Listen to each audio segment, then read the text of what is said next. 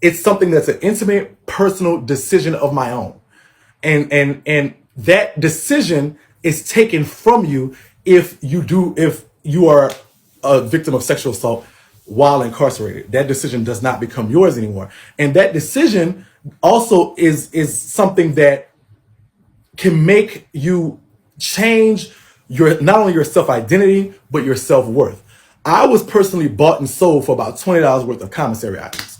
And how do you value yourself as a person when you have a situation where someone can buy you for $20? And it's literally not only sexual enslavement, but it's also enslavement, because when you're in prison, it's not just the rules that the prison populates, it's the rules that the inmates populates. I can almost promise you that in every prison system that I've been to, one thing was predominant. The jail, the guards do not run the prison. The prisoners run the prison. There's so many prison rules and prison mantras and the snitching rules and all this stuff like that that it's not even funny. All right, so this is the next part about this, and I'm not like, so this is something that is distant for me, and I will say that. And every day is a little more distant, but to this day, I do attend counseling because it's like a PTSD type thing where I have yet to even have like some even normal relationships or things that you find just as normal, just like going to sleep in a bed with somebody. Like, this is something that terrifies me. I will go crazy. I will run. I can't sleep while you're in the bed with me. I have to sleep in the bed by myself. Just certain things where they're like, literally it took me about a couple years, because one of the prison rules for someone who's LGBTQ plus that's going in prison is they have to sit down to urinate. And so it literally took me a couple years to stand up and urinate. This is real facts. I'm not telling you. And I mean, it's through counseling, it's through prayer, it's through the support system that I have with my people on the internet as far as Tip Nation is concerned, and my family just understanding that it takes time. So this is life-altering, life-changing ideologies when it comes to your mindset. So it's definitely that. So with that being said, I want to just go ahead and highlight what, like, some of the things. These are prison rules. Now, if outside, we understand that people can be gay their way, if that makes any sense. There's masculinity, femininity, intersex. There's gender bending. There's so many things that people can be in the lanes that they want to be. LGBTQ plus is so much. It's so inclusive, and it's one of the things that I just love about that aspect of our community. But in prison, there's no such thing. If in prison, the sociology mandates that if you come to prison LGBTQ plus, there is none of that. If you're a transgender, you're grouped into that. I don't know if I can say the word on here, so I can't. Oh man, it's the prison. I'll say prison wife, but I really mean prison in another word. Like ho ho ho, Merry Christmas. Y'all put it together on yourself and y'all forget what I'm talking about. But this is the word. So if you're a transgender, you're a prison wife. If you're bisexual, you're a prison wife. If you're gay, you're a prison wife. If you're intersex, you're a prison wife. If you're this, that, and other, everything that you are just put in one category. And so, by me, even though I would consider myself in outside term, I would consider myself at that time in my life a butch queen. I'm over a fin queen, not child. But back then I was a butch queen. And so, but there was no such thing. I was a prison wife because I identify as LGBTQ plus. That's it. Now, a prison wife has certain rules to follow. So the prison sociology creates a narrative and creates an environment where you are thrust into being the mama, the sister, everything that encompasses femininity, because on the other side, you have a hyper masculinity. So on this side, on this end of the spectrum, you are kind of thrust into a situation of being very, very feminine. Anything that you do as a prison wife that's deemed masculine, like standing up to urinate, is very much shunned. You get beat up, you get cut, you get all this stuff like that. And it's like, like no shade. And the thing that scares me the most is because when I was in prison, this type of sociology is even fostered by the guards and the people that are charged with going against this sociology, because because it's so set that way that everything runs smoothly. Understandably so. In the gay world, we have what we call families. Gay mothers, gay daughters, in that world. Usually that comes from, in my day, when usually homosexuality or alternative lifestyles were not accepted. So a lot of us were shunned and put out of our own families and our own traditional blood families. And so what we did was we created our own families to it's not like I guess like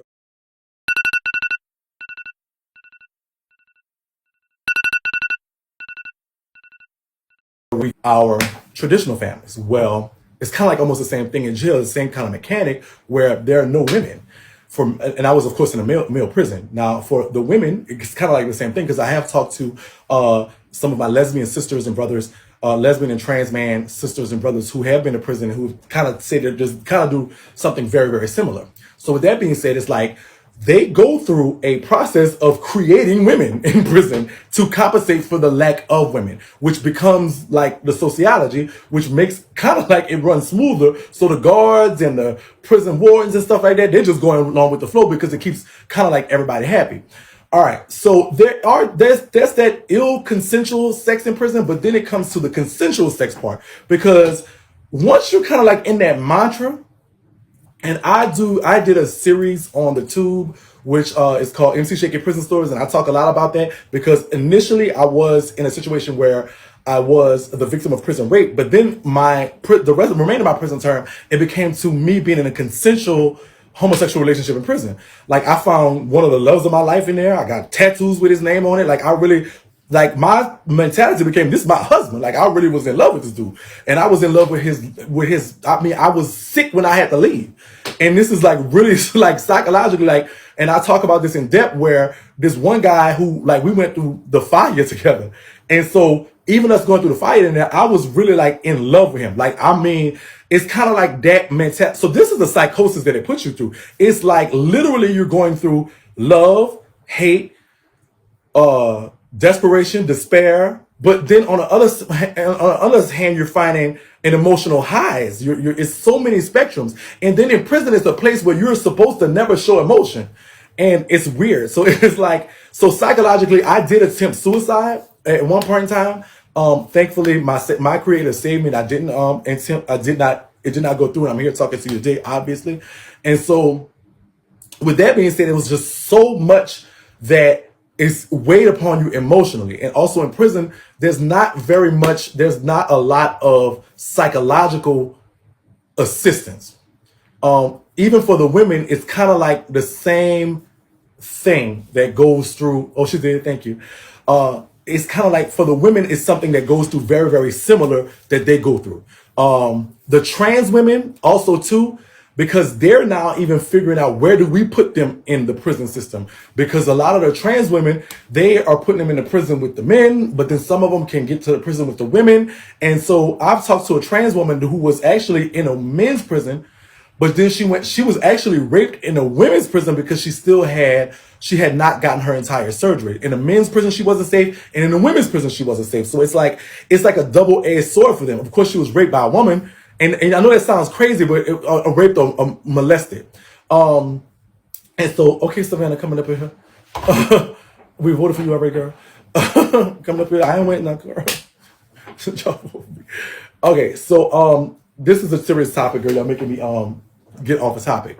So with that, shout out to Savannah. She did a good job. Learning words next time, girl. So with that being said, I feel like that it comes down to so much. Now, in my story, I went through ups and downs and identifying certain things. There are parts where I was at the lowest, but there was also parts that was the highest. There were parts where I was learning myself. There was parts where I was learning the world. And it's just as somebody who came out and looked at it and it was like, wow, this is what happened. This is what goes on. It's so much that we as LGBTQ plus people fail to realize what goes on in prison. I advocate for this, and I've got a lot of flack about that. I think because there is a lot of consensual sexual activity in prison, and there's a lot of non-consensual sexual activity, but there's also a lot of consensual activity. And I have advocated for this. I don't know why it's not like a thing, but I advocate for the passing out of condoms in prison. Every time that I've tried to do something like that, though, they push back on me in my advocacy work because they feel that I've gotten a letter stating that that makes no sense because it would seem as if the prison system is promoting sexual activity, which is against the rules. Sexual activity in prison is against the rules. However, it's a rule that they'll never stop from being broken, no matter what they do. I say that to say, so the best thing to do is passing out condoms because while in prison, we are using latex gloves as condoms. We are using saran wrap bags as condoms. We are using nothing as condoms. So the rate of HIV transmission is very high. I'm just letting you know the truth. While in prison, there were times, and I literally, so I am not HIV positive. I do know people who are HIV positive. I do know people who have contracted HIV while in prison. But I also thank God because that I'm still HIV negative, and I do get tested because while in prison, there was no true protection that I've ever had in the whole 10 years.